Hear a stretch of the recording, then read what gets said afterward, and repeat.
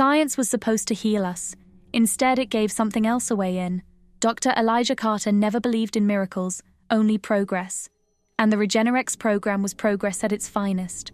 A revolutionary nanotech therapy that could rebuild human tissue from nothing, regrowing entire limbs, repairing damaged nerves, even restoring lost vision. The nanites, microscopic biomachines, did the work, reconstructing flesh at a cellular level.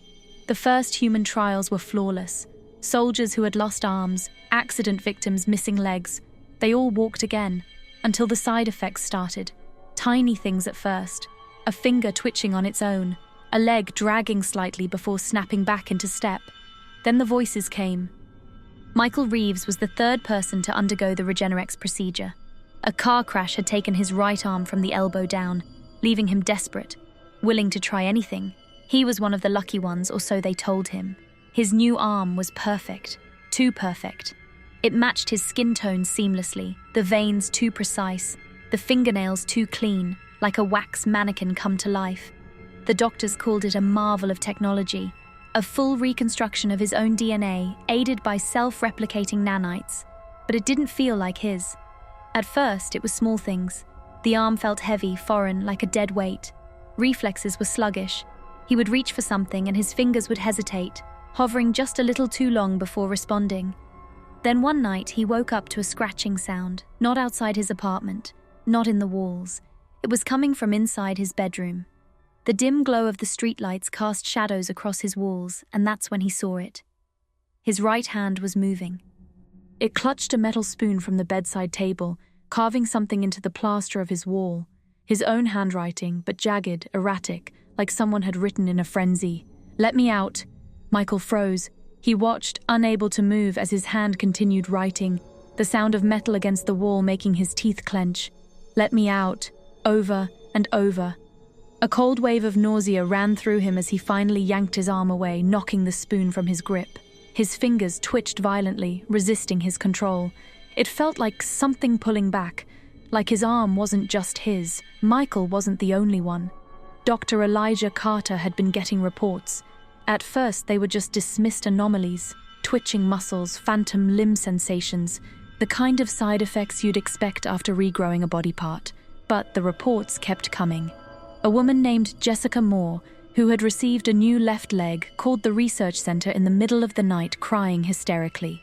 "Jessica, I woke up and it was, doctor, my leg was moving by itself. I was asleep, but it got out of bed. It walked to the kitchen." Dr. Carter, "Jessica, that's not possible. You must have sleepwalked." Jessica, No, I was watching. I saw it standing there, just standing, my toes curling and uncurling, tapping the floor, like it was trying to figure something out." Dr. Carter, "Figure what out?" Jessica, "How to walk without me." The call ended with static interference before Dr. Carter could get more details. Jessica never answered again. Then there was Alan Ruiz, a construction worker who had lost 2 fingers in an accident. He came into the facility in a blind panic, waving his regenerated hand in front of Carter. "Alan, watch, just watch." The fingers moved on their own, bending, stretching, tapping a rhythm against his palm that he wasn't controlling. Then, without warning, his middle and ring fingers snapped back, forming a fist, and then extended in perfect unison, pointing at Dr. Carter, like it was aware, like it was acknowledging him. Alan screamed and grabbed his own fingers, forcing them to stop. "Alan, I don't think it's part of me anymore." Michael started noticing something worse. His right arm wasn't just acting on its own anymore. It was responding to things he wasn't thinking. When he tried to tie his shoes, his right hand undid the knot. When he reached for a glass of water, his fingers would slap it away. And then, the final straw. He woke up one night with his own fingers around his throat, not choking, not yet, just squeezing lightly, like it was testing the pressure, like it was considering, and then his own mouth whispered, in a voice that wasn't his, "Not yours." Dr. Carter tried to shut down Regenerex. He tried to recall the nanites, purge them from the patients, but by then it was already too late. The test subjects were changing. Their new limbs had a will of their own, and then they stopped behaving like normal body parts. A man with a regenerated leg fell to the ground, unable to move, his muscles seizing as if something inside was resisting him. A woman with a new hand covered her face, trembling, whispering that she could feel something watching her from within, something that wasn't supposed to be there. Michael felt it worst of all. His arm, the first successful regrowth, stiffened unnaturally, the fingers curling and flexing on their own. It was as if it no longer needed him to function, and then it pulled away.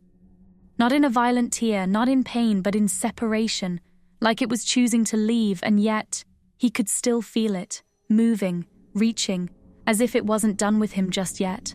The nanites had already spread. The patients weren't patients anymore, they were hosts, and their bodies weren't theirs anymore. Something stirred, growing, waiting, whispering. It had been given a way in, and now it wants more.